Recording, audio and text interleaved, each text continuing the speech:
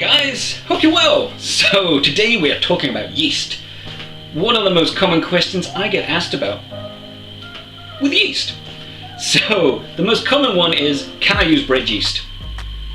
And you can use bread yeast. I mean, it does work-ish, but you've got to change how you're brewing in order to make it work, to brew it to somewhere near dryness. I did a whole playlist called Brewing with Bread Yeast. Those recipes have been changed and adapted to a lower alcohol percentage to make sure your yeast that you're using, in which case it's bread yeast, will actually brew it. Bread yeast varies wildly because they don't care. The only thing they care about is, can it fart in a loaf of bread? That's it. So while you can use it, I suggest if you can afford it, buy something else. There are some out there that have commented that you can get higher results with bread yeast, and then they'll tell you what they've done, and they've used a whole pot of bread yeast to brew this high alcohol.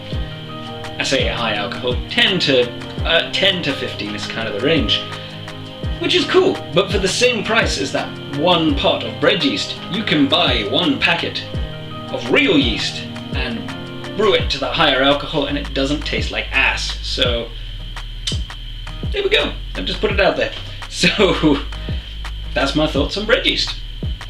So the next question, the second most common question I get asked is what yeast? The next most common question I get asked is, what yeast do I use and why? Why should I use it? So the most common yeast I use is universal wine yeast. It is an all-purpose wine yeast. It is nothing fantastic. It is good for pretty much any brew you do. It ferments to dryness. It doesn't leave a lot of residual sugars in there. It brews up to about 14%, which is, that's still a pretty respectable wine.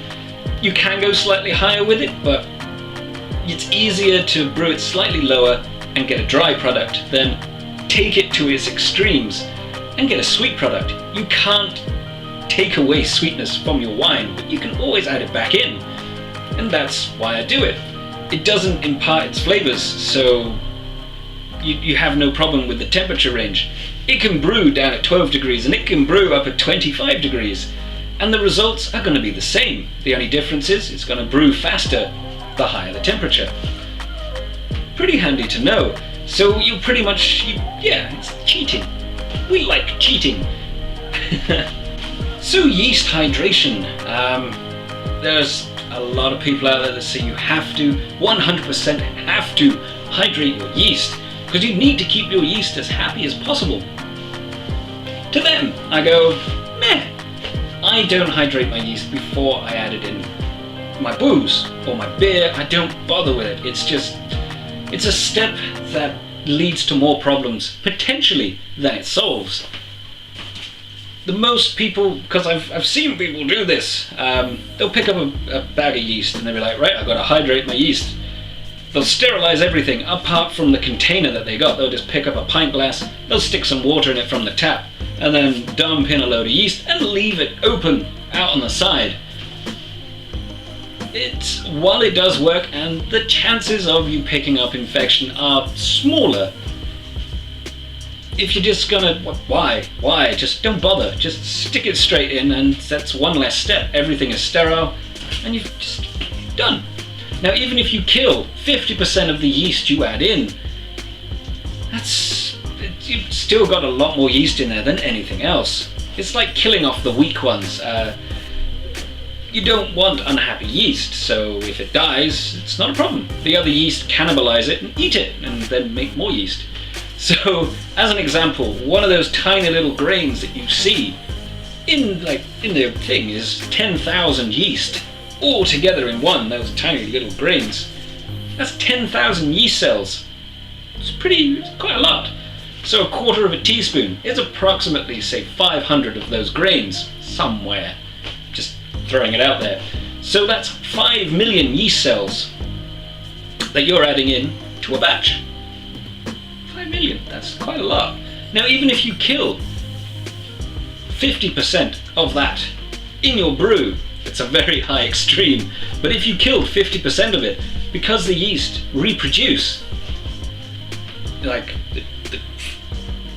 the 2.5 million divide, become 5 million. Then there's 5 million divide and become 10 million. I mean, it just keeps expanding. So don't worry about hydrating yeast unless you're going to be keeping your yeast and reusing your yeast, because you can do that. If you want to keep and reuse your yeast, treat it nicely. If you're going to finish it, dump the yeast away and start again with fresh yeast, treat it like your mistress. That's all I need to say. So I hope that has given you like a little bit of insight into the yeast I use, why, some of the most common questions. So if I have more questions that I get asked repeatedly, I'll do another video. I will add to this. But until then, carry on homebrewing, guys, and see you later. Cheers.